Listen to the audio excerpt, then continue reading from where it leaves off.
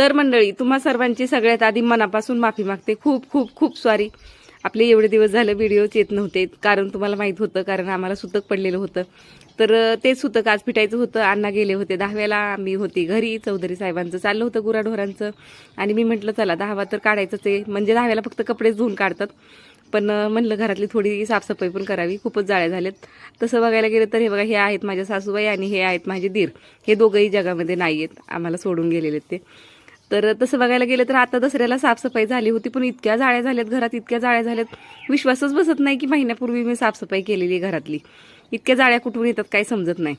तर आज कपाटाची जागा पण चेंज केली. ही जागा मी शिफ्ट केली. कपाट नेहमी इथंच असतं, पण ते महालक्ष्मीच्या टायमाला हा कोपरा मला रिकामा पाहिजे होता, म्हणून तिथली जागा बदलली होती त्याची. आहे त्या जागेवर ते लावून ठेवलं. तर बघा, अशा जाळ्या झाल्यात. तुम्हाला खोटं वाटेल की ही काय पण बोलते, महिन्यात कुठं जाळ्या होतात का? एवढ्या जाळ्या झाल्यात घरात. तर सुतक फेडायला आमच्याकडे फक्त साफसफाई म्हणजे लादी वगैरे पुसून काढली जाते घरातली, आणि कपडे मात्र सगळे धुवायला लागतात. चिंदीनं चिंदी धुवायला लागते, गोदड्या वगैरे सगळं धुवायला लागतं. पण जाळ्या काढायचं हे माझ्याच मनाने आलं, माझ्या मनात, की आपण जाळ्या पण काढून घ्याव्यात. घरात जाळ्या झाल्यात तर दिवाळीला कोण आलं वगैरे तर चांगलं नाही वाटत ना, म्हणून. आणि मग माझ्या लक्षात आलं किती दिवस झालं आपण सेल आणून ठेवलेलं आहे, तर घड्याळ बंद आहे आपलं. सेल टाकून सुद्धा घड्याळ बंद आहे. मग त्या घड्याळाला थोडा वेळ खटपट करत बसली. नंतर सगळी कपडे धुवून काढली, घरं पुसायची बाकी ठेवली. काम करता करता ह्या उद्योग करून ठेवलाय. ब्लाऊज विकत घेतला आज. काय त्यात तर तुम्हाला एकच ब्लाऊज दाखवला. हे बघा, हा अंगात वेअर केलेला पण ब्लाऊज मी रेडीमेडच घेतलाय. मी कधी रेडीमेड ब्लाऊज घेत नाही. मी स्वतःच टेलर आहे, स्वतःच माझे ब्लाऊज घरी शिवते, त्यामुळे मी कधी विकत ब्लाऊज घेतले नाहीत. पण बरेच बायका घेतात म्हणून माझा पण मोह आवरला नाही आणि मी पण घेतला.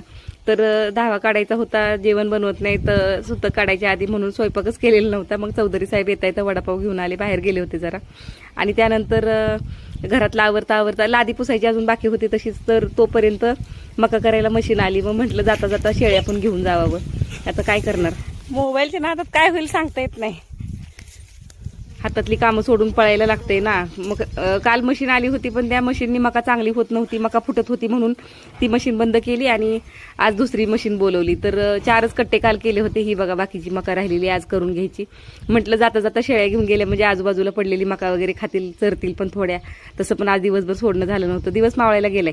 ही बघा, कालची मका अशी होत होती म्हणून मशीन बदलली आणि आज दुसरी मशीन येणार आहे. तर एवढं शूट करता करताच माझ्या मोबाईलची चार्जिंग कधी संपली मला समजलंच नाही. तर चला मंडळी, आजच्या व्हिडिओमध्ये एवढंच. व्हिडिओ आवडला तर लाईक, शेअर, कमेंट